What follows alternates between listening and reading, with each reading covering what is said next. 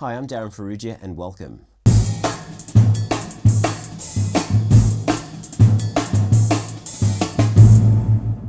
In last week's lesson, I introduced you to the 4 strokes that we use to better our ability to play accents and non-accented strokes. So those 4 strokes are the full stroke, the downstroke, the tap stroke, and the upstroke. In this video, I'm going to share some exercises with you that will put those 4 strokes to use. To begin with, the exercises are played with one hand. There are 5 exercises and I'm going to take you through them right now. So we're playing 8th notes and the first exercise is playing an accent on each downbeat. That exercise will look something like this. 1 and 2 and 3 and 4 and. It's an accent and a non-accented note in sequence, an accent and a non-accented note. So the strokes that we are using is a downstroke and an upstroke. 1, 2, 3, 4.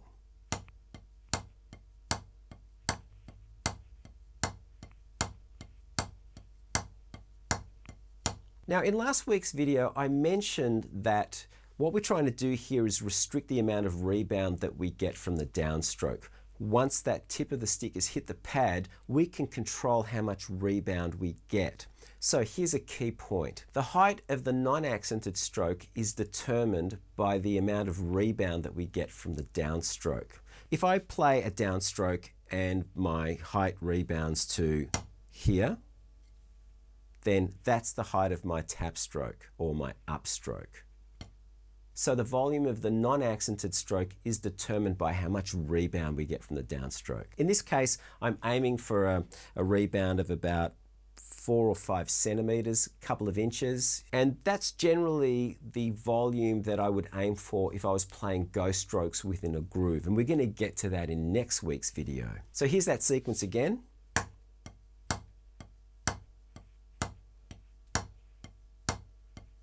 I'm going to do the same with my left hand.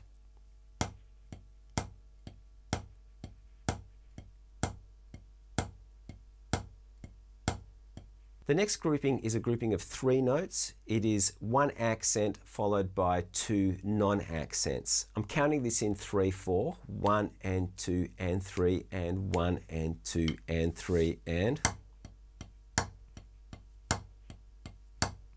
The sequence of strokes are downstroke, tap stroke, upstroke.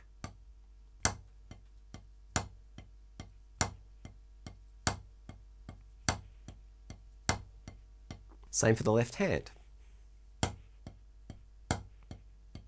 Remember, I'm using my thumb to restrict the height of that rebound. Oops.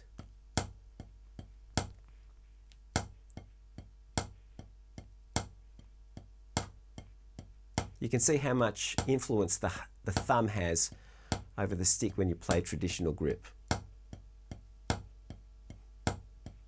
The next exercise is another 3-note exercise which consists of 2 accents and a non-accented stroke. This is a little trickier.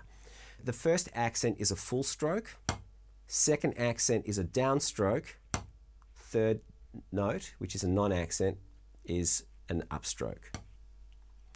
1 and 2 and 3 and.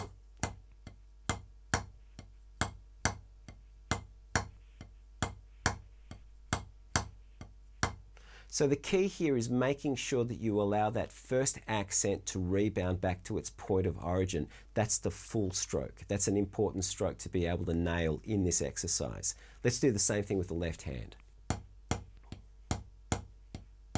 I'm trying to get as much dynamic range as I can.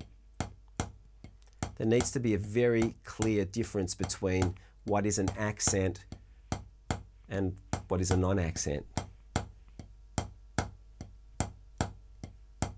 The fourth exercise is a group of 4, an accent followed by 3 non-accents.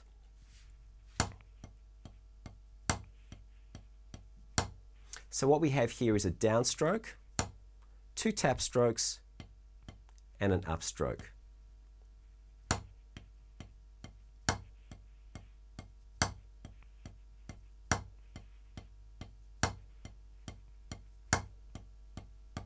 Same for the left hand.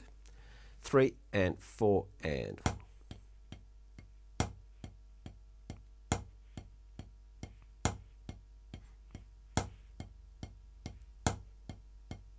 And the last exercise is a group of 4, 2 accents, 2 non-accents. And this is our complete sequence of strokes. We have a full stroke, a downstroke, a tap stroke, and an upstroke. 1, 2, 3, 4.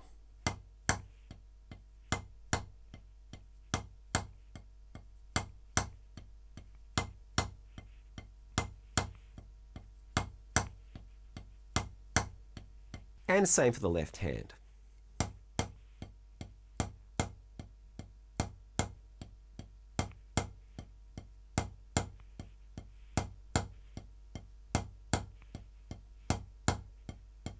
So ultimately, we'd want to be able to play both hands together to make sure that the dynamics with the right hand and the left hand are actually the same. Now, one way of doing that is actually to try and play these exercises in unison. So here's the first one.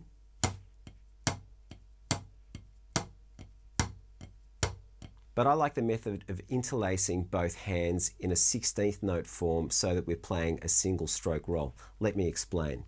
The first pattern that we played was an accent followed by a non-accent. Now I can do the same thing with my left hand and delay it by its 16th note so that I'm effectively playing a single stroke roll. 1, 2, 3, 4.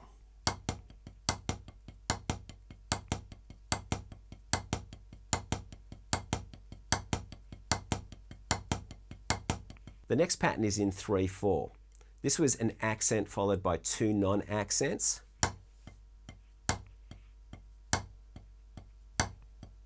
So again, I'll interlace that in the form of a single stroke roll. 1, 2, 3, 1, 2, 3.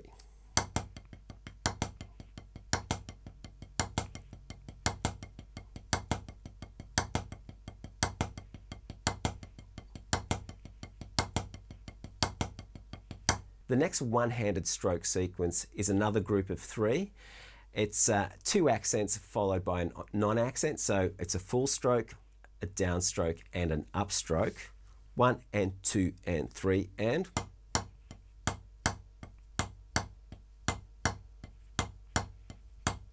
So again, here's the interlaced version as single strokes, 16th notes. 1, 2, 3.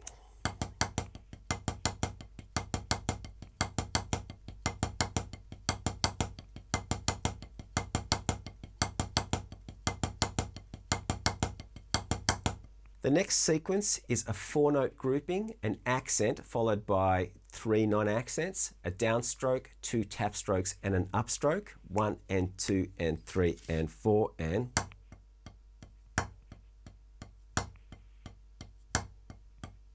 Here's the interlaced single stroke roll version as 16th notes. 1, 2, 3, 4.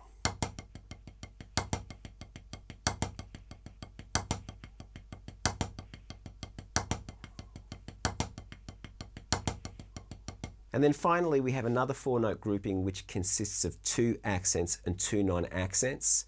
The sequence is full stroke, downstroke, tap stroke, upstroke as 8th notes with one hand. 1, 2, 3, and 4 and.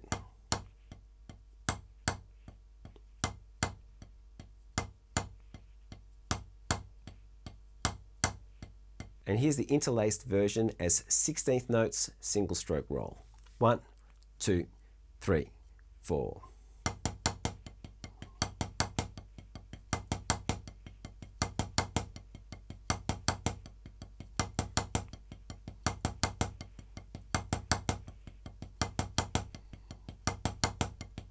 So that's it for this week's lesson. Now, if you're interested in getting the notation to accompany this video, head over to my website, www.darrynfarrugia.com, and head over to the shop where you can purchase and download the accompanying PDF for this video with the exercises and an explanation of the 4 strokes that we've covered in the last 2 lessons. In next week's video, I'm going to apply these 4 strokes to paradiddles, and then I'll show you how this approach will work for developing really good ghost strokes when we're playing grooves and fills on the kit.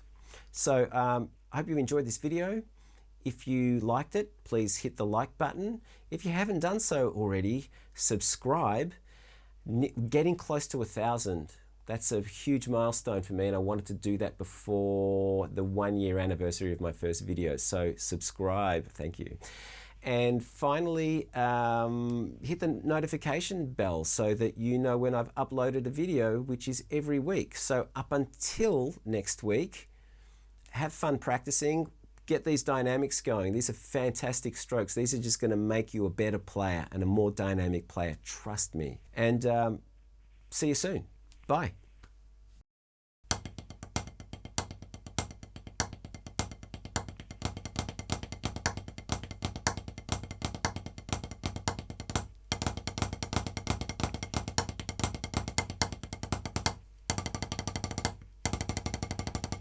My hands are so cold.